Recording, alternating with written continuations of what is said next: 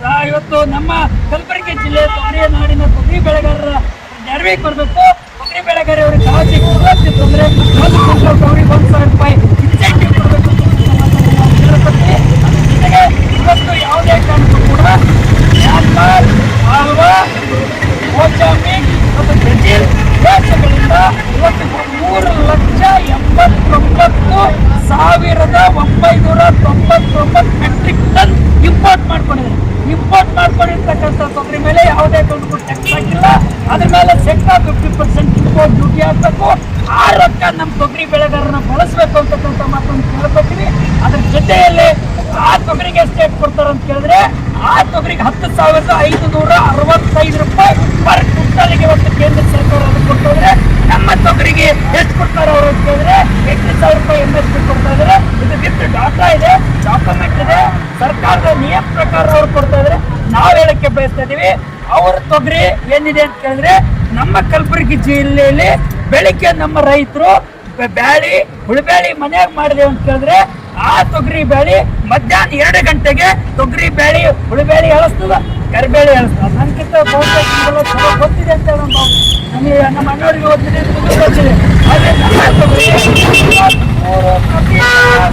ಅಂಶ ಹೊಂದಿರ್ತಕ್ಕಂಥ ತೊಗರಿ ಒಂದು ಎಕ್ಕಿನ ಸಮನ ಆಗಿರ್ತಕ್ಕಂಥ ನಮ್ಮ ತೊಗರಿ ಬ್ಯಾಳಿ. ನಮ್ಮ ತೊಗರಿ ಬೆಳಿಗ್ಗೆ ಬ್ಯಾಳಿ ಕರಿಬೇಳಿ ಹುಳಿಬ್ಯಾಳಿ ಮಾಡಿದ್ರೆ ಮರುದಿನ ನಮ್ಮ ರೈತರು ನ್ಯಾಯ ರೊಟ್ಟಿ ಅಂತೇಳಿ ಹೊಲಕ್ಕೆ ಊಟ ಕಟ್ಕೊಂಡು ಹೋಗ್ತಾರೆ. ಅವಾಗಲೂ ಕೂಡ ಬೆಳೆ ಇರ್ತದಿಲ್ಲ.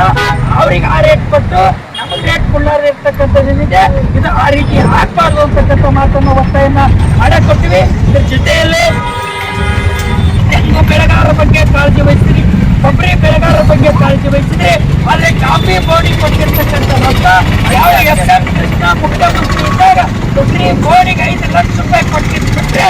ಇಲ್ಲಿವರೆಗೂ ನಯ್ಯ ಪೈಸಾ ಹಣ ತೊಗರಿ ಬೋರ್ಡ್ ಕೊಟ್ಟಿಲ್ಲ. ನಮ್ಮ ಕಲಬುರಗಿ ಜಿಲ್ಲೆಯಲ್ಲಿರ್ತಕ್ಕಂಥ ತೊಗರಿ ಬೋರ್ಡ್ ತೊಗರಿ ಬೆಳೆಗಾರರ ಪಾಲಿಗೆ ಸತ್ತಂತಿದೆ, ಜೀವಂತಿಲ್ಲ ಅಂತಕ್ಕಂಥ ಮಾತನ್ನು ಬರ್ತೀವಿ. ಹಿಂದೆ ಬಸವರಾಜ ಬೊಮ್ಮಾಯಿ ಮುಖ್ಯಮಂತ್ರಿ ಇರುವಂತ ಸಂದರ್ಭದಲ್ಲಿ ಇವತ್ತು ಭೀಮಾ ಪಲ್ಸಸ್ ಅಂತೇಳಿ ಇವತ್ತು ಪಾಕೆಟ್ ಅನ್ನ ಮಾಡಿ ಲಾಂಚ್ ಮಾಡಿದರೆ. ಆ ಲಾಂಚ್ ಮಾಡಿರುವಂತ ಸಂದರ್ಭದಲ್ಲಿ ಅದಕ್ಕೆ 1 ಕೋಟಿ ರೂಪಾಯಿ ರೊಕ್ಕನ ಕೊಟ್ರೆ.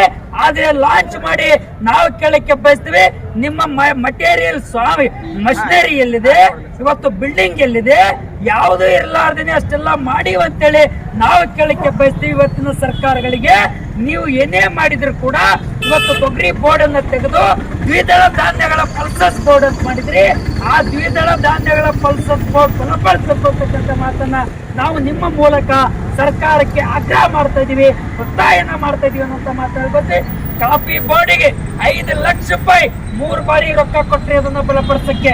1 ಬಾರಿ ಇವತ್ತು ಕೊಟ್ಟಿರ್ತಕ್ಕಂಥದ್ದು ಕೊಬ್ಬರಿ ಬೆಳೆಗಾರರ ಬಗ್ಗೆ ಕಾಳಜಿ ತೋರಿಸ್ತೀರಿ, ಅಡಿಕೆ ಬೆಳೆಗಾರರ ಬಗ್ಗೆ ಕಾಳಜಿ ತೋರಿಸ್ತೀರಿ. ನಮ್ಮ ತೊಗರಿಯ ನಾಡಿನಲ್ಲಿರ್ತಕ್ಕಂಥ ತೊಗರಿ ಬೆಳೆಗಾರರಿಗೆ ಬೇಜವಾಬ್ದಾರಿ, ಒಂದು ಕಣ್ಣಿಗೆ ಸುಣ್ಣ ಒಂದು ಕಣ್ಣಿಗೆ ಬೆಟ್ಟಿ ಹಚ್ಚಿರ್ತಕ್ಕಂಥ ನೀತಿಯನ್ನ ಇವತ್ತು ನಾವು ಖಂಡಿಸ್ತಾ ಇದೀವಿ ಅಂತಕ್ಕಂಥ ಮಾತಾಡ್ಬರ್ತೀವಿ. ಈಗಾಗಲೇ ತೊಗರಿ